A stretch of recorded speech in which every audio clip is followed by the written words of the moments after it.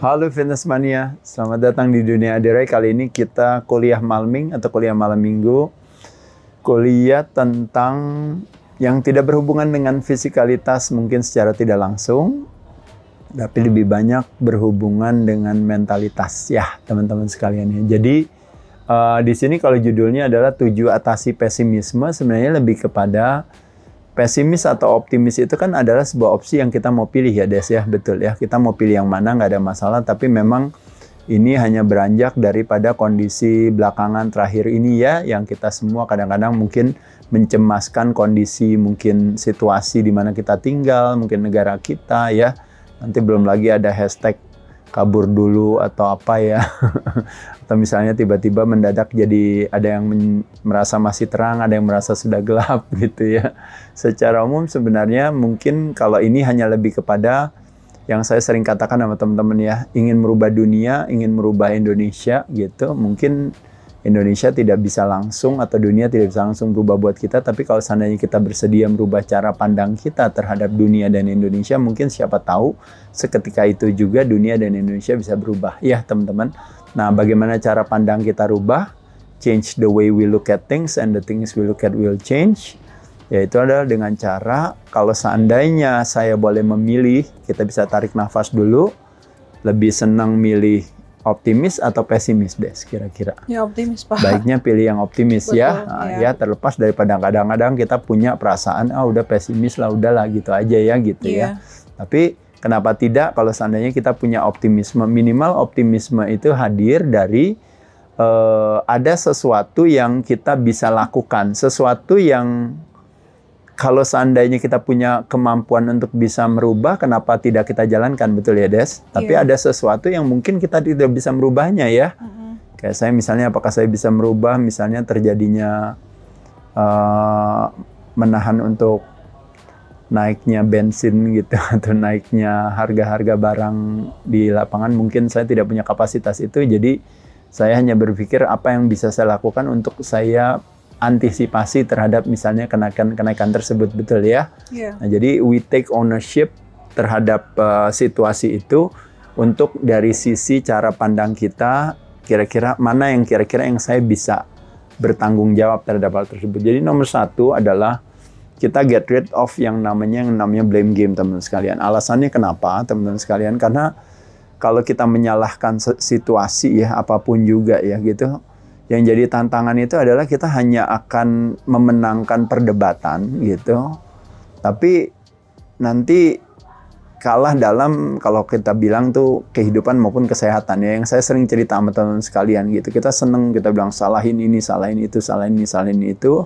Berarti kalau sesuatu yang salah ada di luar, maka jari yang lainnya kita menunjuk ke kita, artinya bahwa yang benar adalah saya. Tapi problemnya dengan sering menyalahkan orang dan membenarkan diri saya, cenderung kita biasanya pasti terpaksa harus tetap bermain di permainan ketiga yang menjadi kutukan dari permainan menyalahkan orang dan membenarkan diri sendiri, yaitu adalah yang disebut permainannya, yang disebut blame game, justify game, satu lagi adalah complain game. Siapa yang mengeluh Des? Kita sendiri. Padahal kan kita yang benar, betul ya? Dan kita yang menang dalam perdebatan ya. Betul. Tapi kenapa yang rasa hatinya nggak enak kok kita gitu.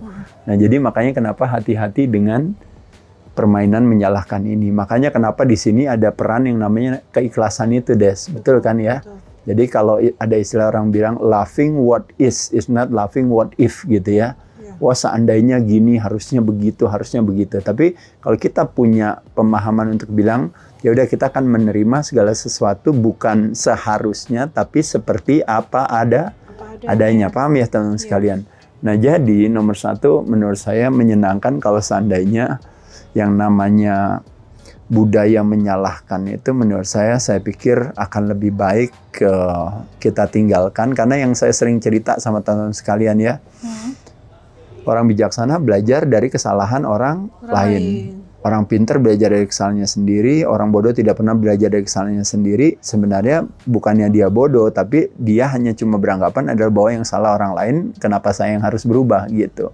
Nah dalam situasi apapun, kalau teman-teman tahu, situasi di mana kita pun mungkin nggak punya kerjaan, nggak punya uang, nggak punya teman, nggak punya apresiasi, nggak punya atensi dan sebagainya, kita tetap masih bisa punya opsi cara pandang yang lebih menguatkan hati itu teman-teman, dibandingkan dengan kita akhirnya kerjaannya cuma ngedumel aja gitu.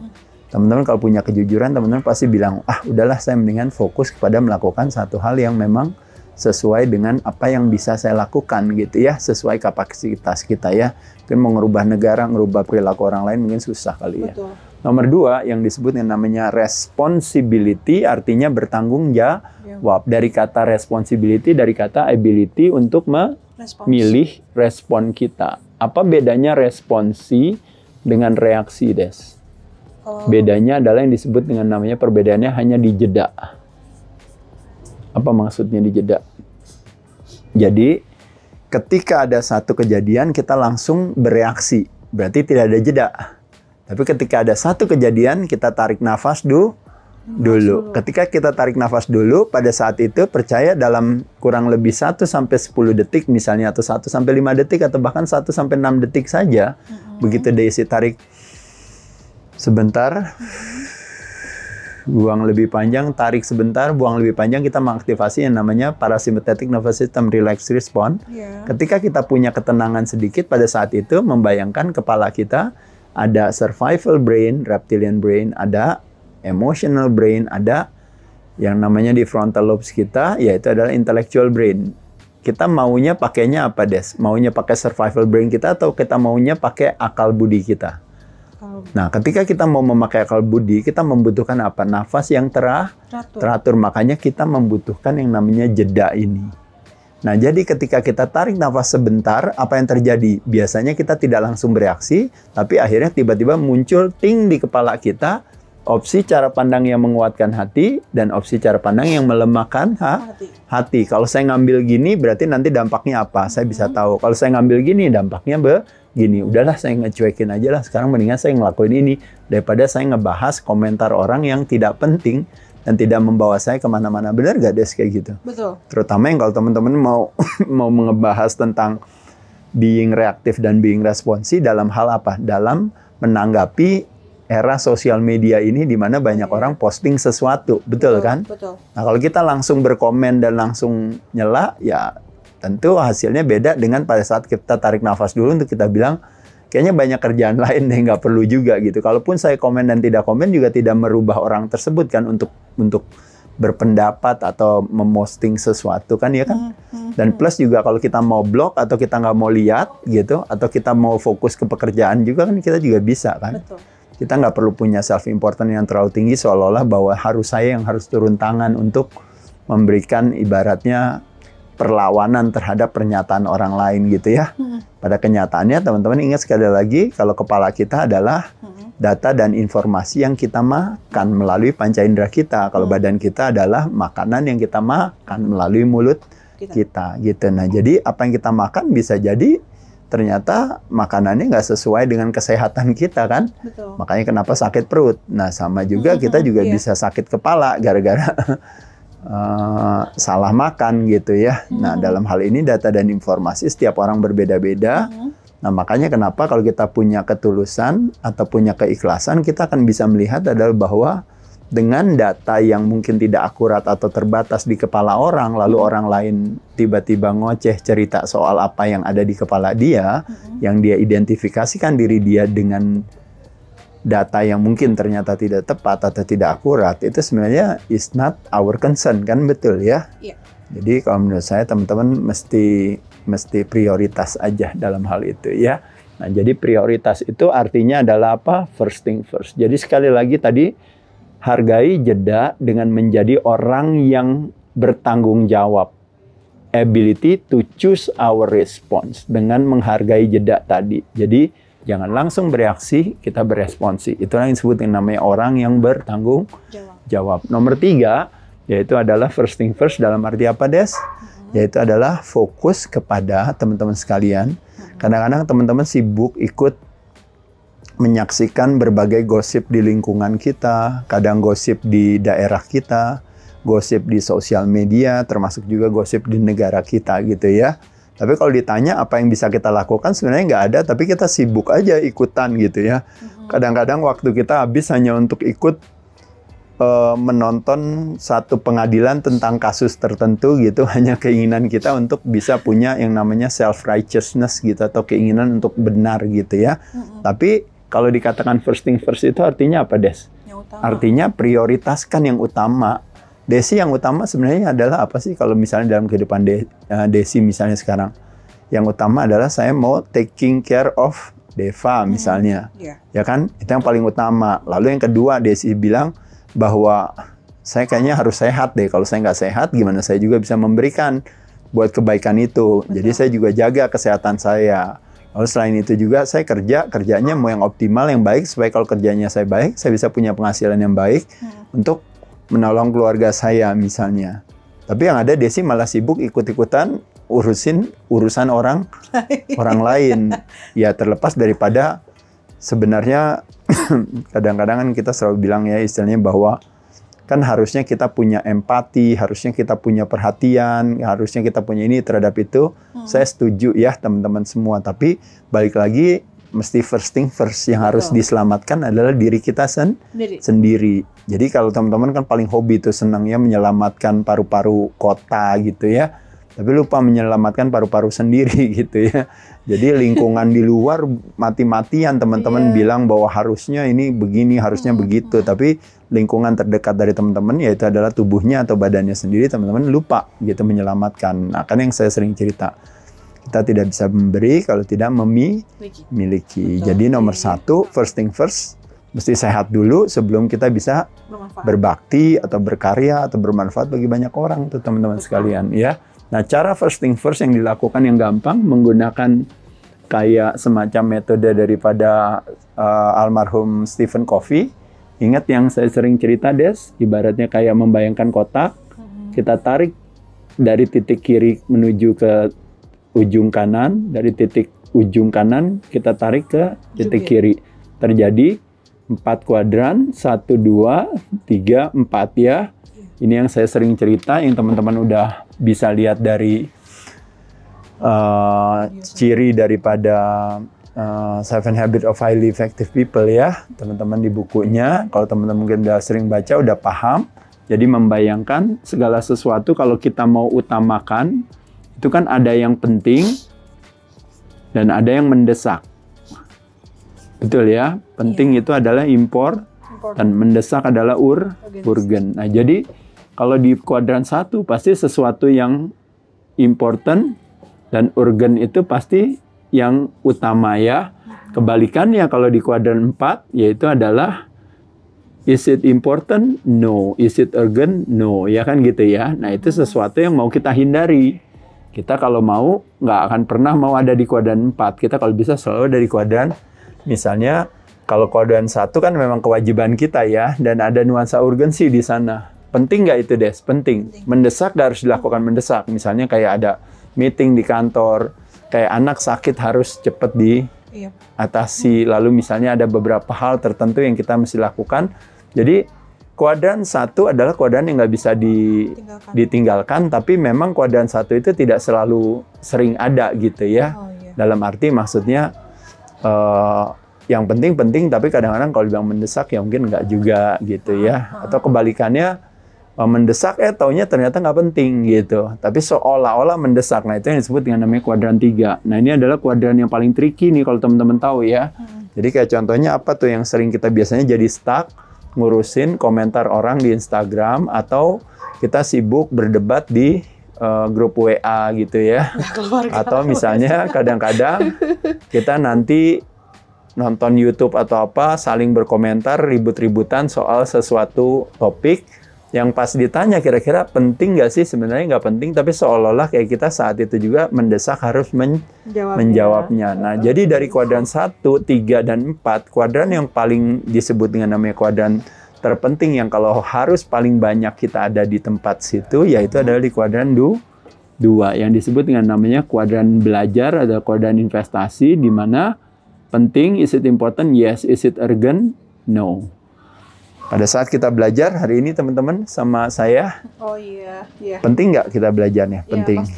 Tapi apakah mendesak harus ditonton saat ini? Kan mungkin nggak.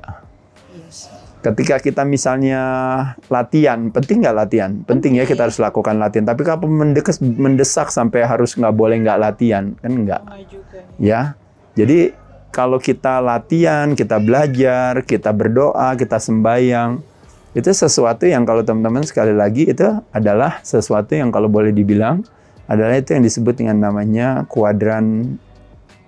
Kalau istilahnya itu adalah disebut kuadran investasi, ya. Jadi dari 1, 2, 3, 4, kalau kita lebih senang ada di kuadran paling sering spend waktu kita dari kuadran 2, maka itu memberikan garansi kepada kita untuk kita tahu bahwa kita akan bisa lebih baik dari sebelumnya. Jadi itu efektif dalam waktu. Kayak contohnya misalnya saya tanya sama Desi, Des, selama hari ini nih dari pagi sampai sore ini nih ya, sampai sekarang ya, kira-kira menurut Desi dari tadi kita ada di kuadran berapa? Coba. Desi bilang, oh iya ya tadi aku lagi sama Naomi sama Rahi, lagi ngobrol-ngobrol, gosipin si siapa, ini apa, itu berapa jam tuh? Oh iya ada 2 jam, 3 jam, lalu ini apa? Oh enggak, tadi pagi kerja, bikinin presentasi buat Pak Ade, ini apa? Nah waktu bikin presentasi berarti ada di kuadran 2. Lagi sekarang lagi Desi bikinin video buat saya, bareng ada di kuadran 2. Tadi kita baru habis meeting, karena setiap siang jam 1 kita ada meeting ini apa harus dilakukan, dan memang ini mungkin ada di kuadran 2 atau kuadran 1 tadi ya. Kalau sholat juga kuadran 1 atau kuadran 2 ya, misalnya ada di sana. Nah yang tricky kan selalu di kuadran 3 ya. Nah kuadran 4 adalah sesuatu yang nggak perlu banget, tapi banyak yang dilakukan oleh orang-orang ketika orang-orang sibuk menyaksikan yang namanya perjalanan cerita orang lain. Itu yang scrolling ya. Kayak contohnya misalnya kayak pas ngeliat di Instagram, lalu di search, lalu ngeliat oh si ini gini, lalu ntar ada apa lagi yang lain, lalu kehidupan si siapa lagi ngapain, betul ya. Dan begitu kita lihat jam, kok udah lewat dari sejam 2 jam, saya stuck di situ kan, menyaksikan kehidupan orang lain yang nggak ada efeknya sama sekali buat kita. Bersyukur pada saat kita nonton itu jadi sebuah pembelajaran, tapi yang ada kita cuma habis waktu aja, betul kan? Akhirnya kita kena di 3, 4. Jadi poin di sini biasanya versusnya cuma antara hati-hati kita jatuh di kuadran 3 atau 4, atau kita bayar si kuadran 3, 4 itu dengan lebih banyak kita berada di kuadran 2. Itu aja, itu yang disebut namanya first thing first. Power of intention, nah ini teman-teman sekalian, ini lebih kepada yang disebut namanya, kenapa saya bilang intrapersonal komunikasi. Kualitas diri kita adalah kualitas komunikasi kita. Kualitas komunikasi kita adalah kualitas pertanyaan kita. Nah, pertanyaan kita selalu tanya kepada sebuah, nanti akan mengarah kita kepada sebuah jawaban yang akan mendekatkan kita kepada apa yang kita mau. Jangan apa yang kita tidak mau, Des. Jadi di sini ada istilah yang mengatakan adalah apa? Kalau istilahnya power of intention ini, yaitu adalah teman-teman kalau kita lihat nih, apa yang kita fokuskan di sana tenaga kita tersalurkan. Intention artinya itikat adalah hasrat tanpa pamrih. Tapi kita selalu kirim signal untuk kita bilang saya maunya ke sana.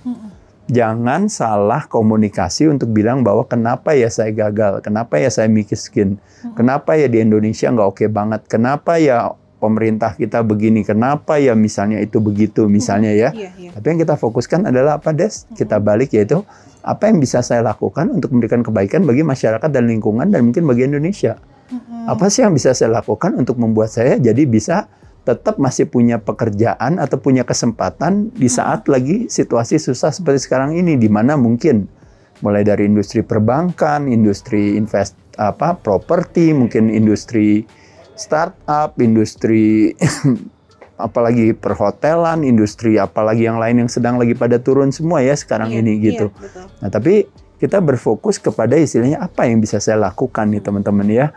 Nah, jadi makanya kenapa teman-teman sekalian lanjut lagi kepada keinginan kita untuk berfokus kepada apa yang kita mau. Ini yang makanya kenapa yang saya sering cerita pohon kalpataru ya, Des ya. Ingat kan? Jadi pohon kalpataru adalah sebuah pohon yang dimana kalau kita ada di bawah pohon tersebut, apa yang kita pikirkan dia akan termanifestasikan, betul kan?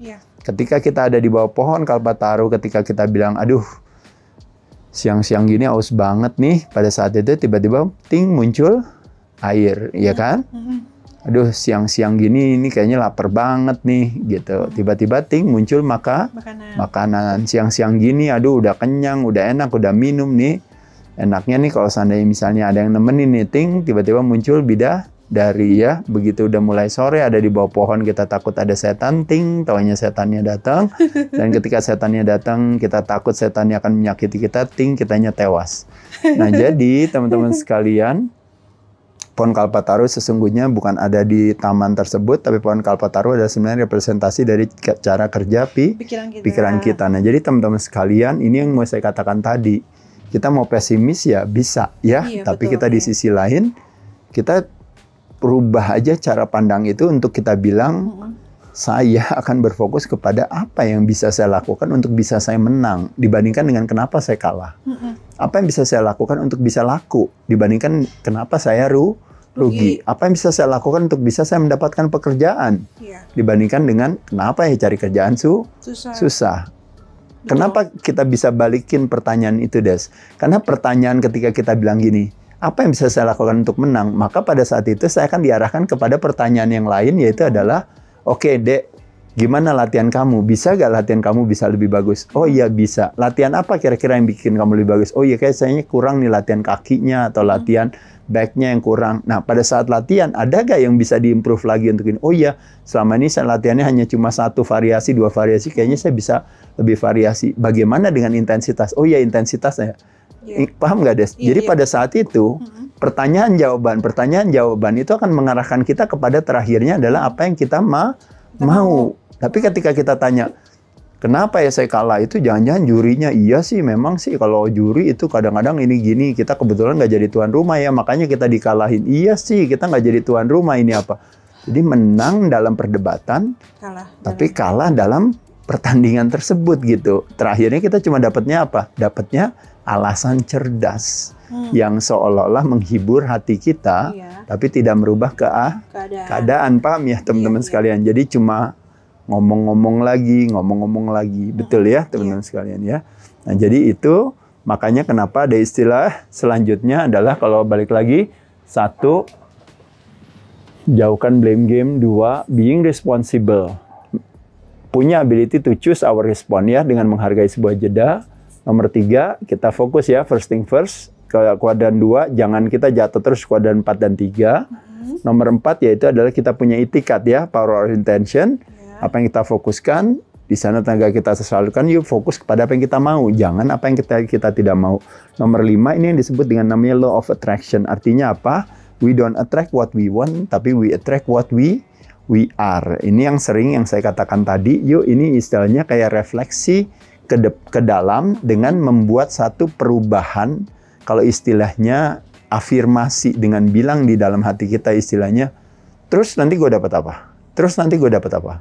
Setiap kali ada temen yang ngajakin bareng atau kerja, atau mungkin ada kegiatan kerjasama atau apa, terus nanti saya dapat apa? Terus nanti saya dapat apa? Betul ya pertanyaannya? Tapi bayangkan kalau seandainya kita balik dengan apa yang bisa saya lakukan buat kamu? Apa yang bisa saya lakukan buat kamu?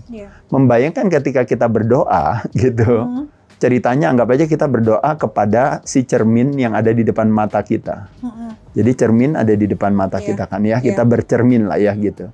Kalau kita bilang, apa yang bisa saya lakukan buat kamu? Maka cermin itu akan balik memantulkan pertanyaan yang sama, yaitu adalah apa dia bilang? Apa yang bisa saya lakukan buat kamu?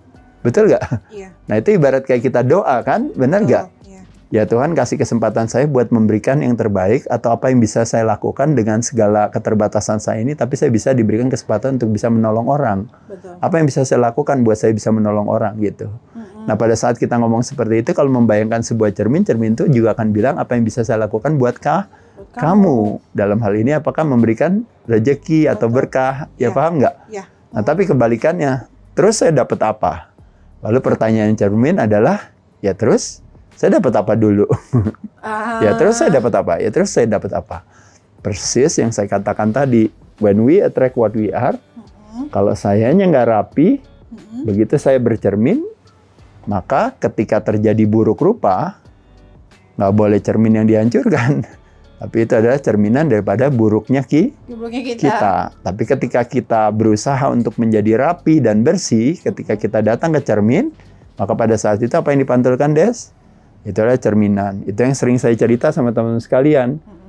Kita sering merasa dunia ini selalu memanfaatkan kita, negara memanfaatkan kita, teman memanfaat kita, semua memanfaatkan kita. Tapi pernah gak kita berpikir bahwa jangan-jangan ternyata saya yang mengirim signal kepada orang lain untuk terus memanfaatkan saya.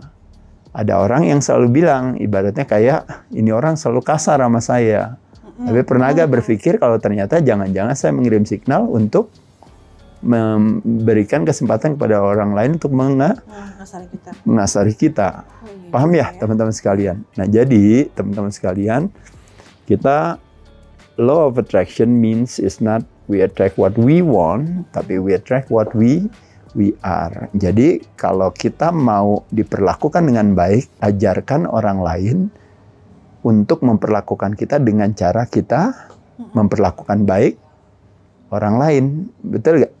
Paham nggak Des kayak gitu ya? Karena itu yang nanti akan menjadi cerminnya. Kalau kita sopan sama orang dan baik ramah sama orang, apa yang kita dapat kebalikannya? Yaitu ada kebaikan dan keramahan. Kalau kita ngeselin, kalau kita ngeyel sama orang lain, otomatis kan yang terjadi adalah otomatis kan. Nah jadi teman-teman hati-hati di sana. Ini sebenarnya teman-teman hanya reminder aja sih. Kalau saya cuma mau bilang kadang-kadang kita kan selalu pesimis kan. Tapi kalau kita membuat satu investigasi ke dalam untuk cari tahu jangan-jangan memang dalam situasi hari ini ibaratnya ini jangan-jangan itu semua memang tanggung jawab saya. Makanya kenapa saya hari ini ada di dalam situasi itu gitu loh. Kalau kita mau nyalain yang lain nggak apa-apa juga sih, boleh. Ya. Nomor 6. Nah ini yang dikatakan the biggest room in the world is adalah room of improvement. Ini lebih kepada embrace our own divinity. Jadi artinya apa? Kemenangan sesungguhnya bukanlah pada saat kita lebih baik daripada orang lain, tapi lebih baik daripada diri kita sebelumnya. Itu yang disebut dengan yang namanya kemenangan sejati, teman-teman sekalian. Artinya apa, teman-teman sekalian? Artinya, teman-teman, sibuk mencari kehebatan dari luar, padahal sebenarnya kita punya kehebatan dari dalam. Yang saya sering cerita sama teman-teman, kadang-kadang sibuk yang namanya mengagungkan kehebatan sebuah kesakitan di luar. Kenapa nggak kita mengagungkan kehebatan atau keagungan tubuh manusia, bahwa tubuh manusia yang sempurna, yang baik adanya, yang terjaga kesehatan dan kekuatannya, akhirnya akan menjadi tuan rumah yang buruk bagi mau kehebatan penyakit sekalipun, karena penyakit hanya akan bisa mengambil kesempatan kepada tubuh atau tuan rumah yang ramah bagi kesakitan. Tapi ketika tuan rumahnya dia kuat dan sehat, dia akan menjadi tuan rumah yang buruk bagi kesakitan. Paham ya teman-teman sekalian? Nah, jadi sekali lagi teman-teman sekalian, kalau seandainya dalam situasi hari ini yang udah mulai suram gitu, yang gloomy gitu, yang gelap dan sebagainya, teman-teman yuk kita pikirin ibaratnya apa ya, kira-kira ada skill apa sih yang bisa saya lakukan, yang bisa ini ya, kira-kira apa yang kita bisa jalankan ya Des ya, sesuai dengan kapasitas kita aja ya gitu ya. Kira-kira saya perlu apa ini apa ya, teman-teman tahu sendiri ya sekarang ya. Kadang-kadang cari kerjaan susah, kadang-kadang melakukan berbagai aktivitas itu susah, ini apa ya. Tapi mungkin ada sesuatu karya yang bisa kita lakukan yang ternyata sebenarnya ada kebermanfaatan bagi orang lain. Ya, di saat lagi COVID kan sama ya Des ya. Pada saat dimana kalau teman-teman tahu, pada saat itu susahnya minta ampun gitu ya. Bahkan kondisi kita ya, terutama di industri fitness pada saat itu ya, bisa terjadi pada saat itu kalau teman-teman tahu ya, fitnah lebih kejam daripada fitness ya gitu ya. Di mana fitness difitnah sebagai tempat penyebaran penyakit dan sebagainya, padahal harusnya dia yang menjadi tempat di mana membantu orang-orang untuk punya kekuatan dari dalam sehingga menjadi tuan rumah yang buruk bagi kesakitan, kan harusnya gitu kan ya gitu. Tapi yang ada malah nggak boleh buka dan sebagainya. Tapi apa yang kita lakukan? Kita mau marah atau apa gitu ya?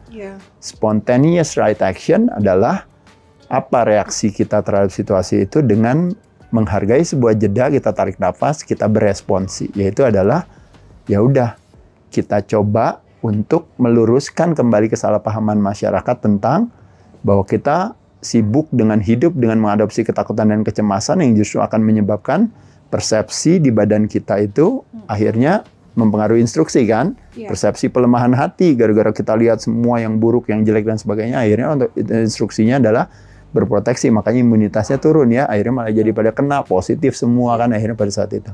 Tapi kalau seandainya kita punya point of view yang lain dengan kita melihat bahwa tubuh manusia never underestimate our own body intelligence. Tubuh manusia ternyata the most sophisticated gadget in the whole world. Kita adalah sebenarnya tubuh yang sangat canggih. Kalau seandainya kita pay attention terhadap tubuh kita, ternyata tubuh kita bisa punya lebih kuat dari yang kita duga, yang kita kira. Nah, jadi teman-teman pada saat itu, akhirnya apa yang kita lakukan? Yang akhirnya yang kita lakukan adalah yuk kita edukasi masyarakat ya. Iya, betul. Hanya sekedar ngobrol sama Desi dan nyalain HP gitu. Seadanya dengan spidol yang pas-pasan ya Des ya. Iya. Nggak punya lighting juga kan kita Des pada saat itu. Iya, nggak punya mic juga kan Des. Iya.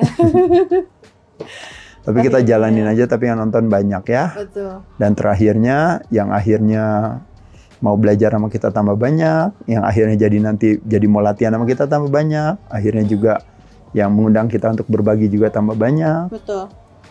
Keberkahan di balik sebuah kemusibahan. Betul. Paham ya teman-teman? Jadi selalu ingat sekali lagi, dalam situasi musibah, krisis, kalau ibarat koin selalu memiliki dua sisi mata uang. Di saat krisis selalu ada opportunity ya, gitu ya. Jadi teman-teman pay attention sama apa? Ke dalam ya. Betul. Sibuk jelekin orang keluar silahkan aja. Tapi kita juga punya opsi untuk kira-kira apa sih yang bisa saya lakukan sesuai dengan kapasitas saya teman-teman. Itu jadi yang kita lakukan sekarang ya, terlepas daripada beratnya yang ada. Dan terakhir, ini yang disebut dengan namanya sehat bersahabat dengan pertemanan hati bukan perlawanan hati ya. Jadi teman-teman yang paling sering adalah apa teman-teman sekalian kalau kita lihat di sini, yaitu adalah kita sibuknya dengan mentalitas konflik, mentalitas versus gitu ya. Betul. Pokoknya apa juga kalau kita ributin, kalau bisa kita ributin ya teman-teman sekalian ya. Tapi badan kita terlalu cerdas untuk dibohongi. Makanya kenapa di sini kebalikannya adalah kalau membayangkan is not survival of the fittest. Orang yang paling kuat bukan orang yang umurnya paling panjang. Orang yang umur paling panjang bukan orang yang paling kuat. Tapi orang yang umurnya paling panjang adalah orang yang paling bijaksana terhadap dirinya dan orang lain. Nah, kebijaksanaan di tanah Nusantara yang saya sering katakan biasanya dicerminkan dengan adanya yang namanya keikhlasan. Jadi loving what is itu teman-teman ya. Betul. Acceptance gitu ya. Belajar untuk menerima segala sesuatunya terlepas dari seberat apapun kondisi kita hari ini dan sebagainya teman-teman sekalian. Kadang-kadang kita punya ketulusan hati. Ingat gak Des waktu yang kita lagi susah banget di gym kita aja kita memperkerjakan kan 50 orang ya. Iya. Dan tapi susahnya pemasukan aja nggak ada gitu. Mau berkarya aja disuruh tutup gitu ya, nggak boleh gitu ya. Tapi kita punya apa? Punya keyakinan untuk bilang adalah bahwa istilahnya apa yang kita lakukan baik dan benar. Betul. Dan 50 orang yang berdoa itu jauh lebih kuat dibandingkan dengan keinginan saya untuk misalnya saya mau punya mobil yang bagus, mau punya rumah yang bagus, mau punya karir yang bagus gitu ya. Tapi pada saat itu permintaannya cuma satu, yang penting adalah kita semua istilahnya tidak membayangkan kita hidup di kapal ini ya. Betul. Si Rai Fitness ini pada saat itu. Kemudian kapalnya meskipun udah di ujung jurang, udah mau masuk jurang, tapi semuanya bertahan gitu ya. Dan doa dari 50 orang itu akhirnya menjadi sesuatu kekuatan yang luar biasa ya. Betul. Akhirnya kapalnya nggak karam kan, betul ya Des. Iya, akhirnya kapalnya bisa berlanjut lagi terus sampai hari ini ya. Betul. Tetap terus berlayar dan siapa tahu bisa menjadi semakin lebih kuat ya Des ya. Betul. Nah kenapa hal itu terjadi? Ya karena pada saat itu kita berusaha untuk tidak sibuk dengan yang namanya amarah, kesel atau apa gitu ya. Betul. Kalau istilahnya namanya pain body gitu ya. Jadi kita akhirnya jadi sinis dan sebagainya ya. Tapi pada saat itulah kita berfokus kepada mencari solusi apa yang bisa kita lakukan. Terus cari jalan, terus berusaha, terus berdoa ya kan, betul ya Des ya. Sehingga akhirnya kita bisa, kalau istilahnya orang bilang ya, badan kita terlalu cerdas dibohongi. Kalau kita dekat dengan yang namanya pertemanan hati teman-teman sekalian, kita punya gak di sini keikhlasan Des? Punya gak pemaafan Des? Punya. Itu penting banget tuh teman-teman sekalian. Jadi ketika kita punya pemaafan terhadap situasi, kita maafin aja. Ibaratnya kalau seandainya negara belum bisa berbuat yang baik buat rakyatnya gitu ya. atau mungkin terjadi kesalahpahaman selama ini ya, mungkin niatnya menyejahterakan rakyat, tapi rakyatnya yang malah menyejahterakan mereka gitu ya. Itu teman-teman, kita mesti punya keikhlasan untuk kita katakan adalah bahwa pada saat dimana ada satu ketulusan di balik apa yang kita lakukan, itu teman-teman ya ibaratnya namanya keyakinan ya Des ya, sama kayak saya cuma cerita aja sama teman-teman ya. Jadi teman-teman yakin aja, punya keyakinan adalah bahwa kalau ada istilahnya apa tuh, kalau kayak di jalan tol dibilang apa tuh istilahnya loh? Apa? Kalau kita baik dan benar itu mungkin bisa jadi hari ini kesannya kalah gitu ya, tapi kalau yang namanya kebenaran dan kebaikan itu pasti selalu abadi adanya ya gitu ya. Jadi intinya sebenarnya hanya cuma mau mengatakan bahwa kita pegang itu terus aja tuh teman-teman, nanti ada jalan kok di ujung sana gitu ya. Selalu ada jalan yang terbuka bagi kita. Jadi teman-teman sekalian, hidup adalah pilihan. Teman-teman mau sehat atau mau sakit, dengan berbagai alasan cerdas mempertahankan kesakitannya untuk memenangkan perdebatan boleh, tapi kalah dalam kesehatan. Sama juga dalam hal, kalau saya rasa melihat kondisi hari ini yang susah juga ya teman-teman sekalian, yuk kita berfokus kepada apa yang bisa kita lakukan ya. Dari hal yang kecil, dari hal yang sederhana, dimulai dari diri sendiri yang kita jalankan ya. Dari hal yang kecil-kecil aja, siapa tahu ya teman-teman bisa mendapatkan apa yang diharapkan ya. Kita hadapi tantangan ini sama-sama teman-teman sekalian. Punya ketulusan hati ya. Jangan sering ribut-ribut, nggak ada gunanya, karena ada istilah yang mengatakan kalau kita rajin berbagi atau berbuat baik pada orang, imunitas kita naik. Rajinlah menerima kebaikan orang lain juga tuh teman-teman, bukannya meminta kebaikan orang lain, tapi menerima kebaikan orang lain. Betul. Imunitas kita meningkat juga. Rajin juga menyaksikan cerita-cerita yang menguatkan hati teman-teman ya. Kita keseringan menyaksikan cerita yang melemahkan hati ya. Tentang aktivitas korupsi atau koruptif, tentang sesuatu yang mengambil hak orang lain, ketidakadilan dan sebagainya. Ya di satu sisi sebagai informasi ya, tapi lebih bagus rajinlah terpapar dengan cerita-cerita kebaikan orang terhadap orang lain. Kita ambil, itu memberikan satu kekuatan yang luar biasa, meskipun kita hanya cuma jadi orang ketiganya yang hanya cuma menyaksikan aja ya. Untuk sementara ini yang saya bilang, first thing first ya teman-teman sekalian ya. Selamatin diri sendiri dulu ya sebelum kita bisa menyelamatkan orang lain, apalagi menyelamatkan negara kita. Kurang lebih itu teman-teman sekalian. Kita aja ya. Selamat bermalam minggu. Sehat selalu. Dadah.